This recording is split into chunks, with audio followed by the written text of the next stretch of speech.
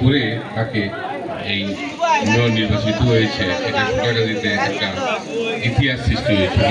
উপস্থিত আছে আমাদের অত্যন্ত জনপ্রিয় ছাত্রনেতা কামরুল, আমাদের একসময় 3 নম্বর মঙ্গলকান্দি ইউনিয়নের ব্যাপক ভোটে নির্বাচিত দাউদুল ইসলাম মিনার, আমাদের মমিন, আমাদের বেলাল, তারপরে আমার উপস্থিত আছেন আমার ডাইন পাশে আমাদের মিলন, আমার সর্দীয় শাহ, কাজী সরওয়ারুল ইসলাম সহ অন্যান্য অনেক ছাত্রনেতা।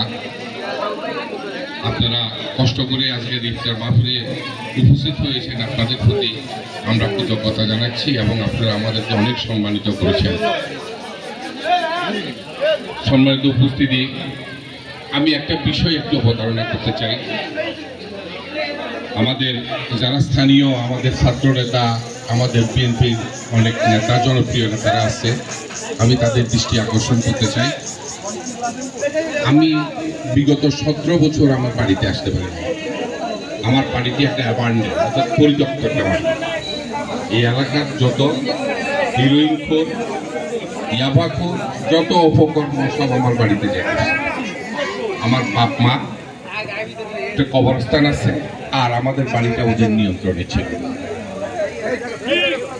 আমি 16 বছর পরে এই জুলাই আগস্ট বিপ্লবের পরে আমার বাড়িতে আসছি। বিশ্বাস করেন আমার বাড়িতে কিছুই নেই, সব একটা সাবাই বলে আপনারা শুনে থাকবেন, এটা একটা সাবাই। আমার বাড়িটাকে আমি ডেভেলপ করার চেষ্টা করতেছি।